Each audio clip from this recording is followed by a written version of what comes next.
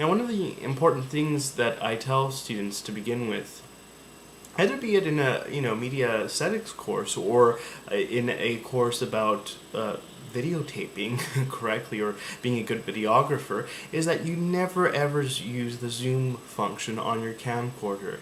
The reason being that we're not bionic people, we don't have bionic eyes, and we can't zoom into things. So very rarely will you see a zoom in or zoom out in professional television broadcasting, and that's mainly because it's a lot more aesthetically pleasing to the eye if we literally walk toward a shot, if we have a dolly in or a dolly out, if we want to go in or out of a shot.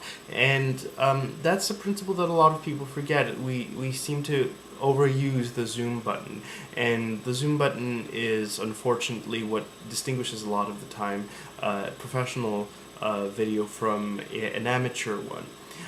Now, an interesting thing with the zoom and how it relates to different types of shots is that if you want to go closer and you don't have a smooth or steady hand, the easiest way is, instead of dollying in, do different types of shots. So you'll have your establishing shot that will establish the audience to the location of your shooting. So you'll see this a lot in television dramas. You'll start off with a scene of the city, then you'll cut to a scene of the house, then you'll cut to an interior of the house, then a medium shot of the actors and a close-up of the actors as the dialogue is occurring.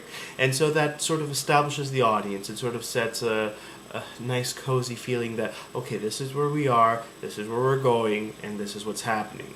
And it's always interesting to do that, and it always helps people understand the setting and the surroundings of where you're at. So that's one of the interesting things about shots. I'm not going to go into more detail about that, but it's an interesting thing an interesting concept just to keep in mind as you're doing this, and as I watch different podcasts online and do this research. I try to see if these aesthetic principles are established. If we have establishing medium close-up shots, if there's a lot of zooming in and out, if there's a lot of panning left to right, what does that signify? Does that signify that we're doing this intentionally? Are we doing this because we don't know what we're doing, or this is the first time we're using a camcorder, or is this because basically the capabilities are there, why not use them? And you'll notice that the podcasts that have the most hits are the podcasts that use these aesthetic principles online, on YouTube especially. So the websites like Cute with Chris that have high audiences, a lot of audiences on a weekly basis watch this show, you'll notice that he doesn't use the zoom capability on his camcorder, mainly because he's videotaping himself, but also because he understands these media aesthetic principles and has shown it throughout his podcasts. What the Buck is a very popular podcast as well, where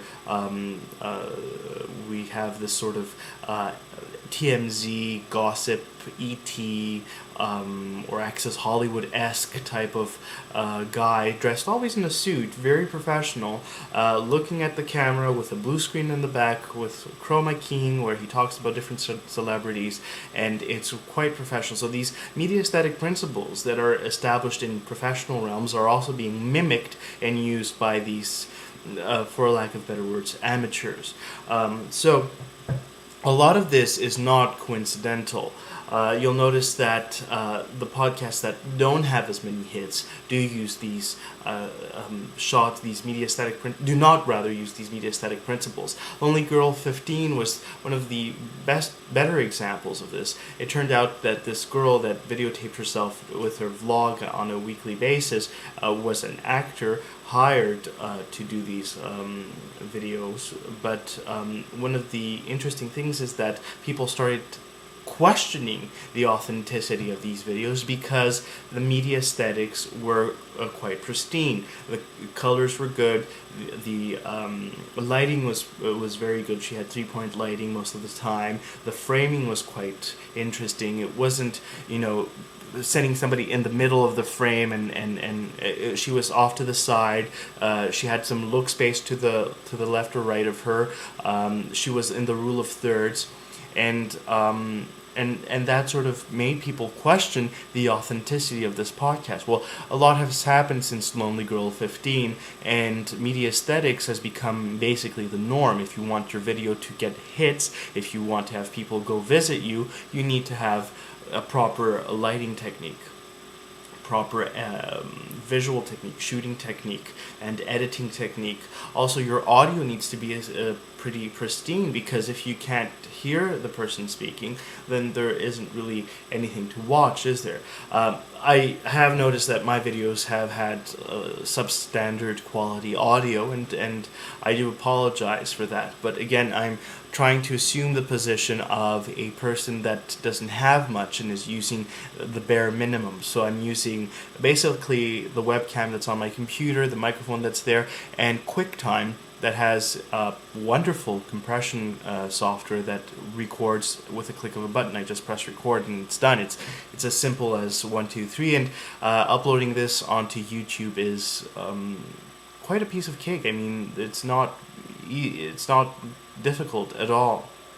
So what my concern is that the shot looks pretty interesting for the people watching it, and the best way to make the shot look interesting is having a busy background. Not having a white background or having a background that's pretty dim is not as interesting visually as having a complex background such as the one I have in the back. Now, that being said, Cute with Chris has a white background, but that's intentional. That's because of his aesthetic principle, and this white background is repeated along each episode.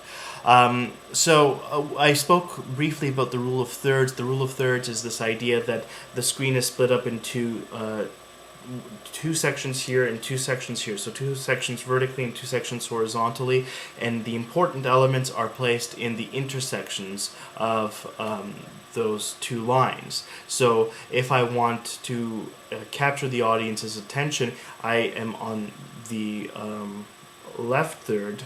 I'm a little bit confused of the screen, but you see my head is on the axis of this line that's located right here on the left hand side. I am not placed directly in the middle. That would make the video less interesting visually. So I'm always placed on one side of the video or the other, creating a look space, creating something more interesting for the viewer. And so do all of these different podcasts that I mentioned. One other podcast that is becoming quite popular is The Onion. The Onion, the newspaper, with the fake headlines that are extremely funny, is creating podcasts and making them look as professional as possible. And these podcasts are attracting thousands of hits and are becoming quite popular, surpassing even the popularity of the actual newspaper. So they establish, again, all these same media aesthetic principles. 2 other things quite quickly to mention, and we're going a little bit over our time limit here, is lighting and editing. But we'll mention that in the 4th podcast, since this is running a little bit long. So thanks for watching, and thank you for being part of this podcast. Talk to you soon.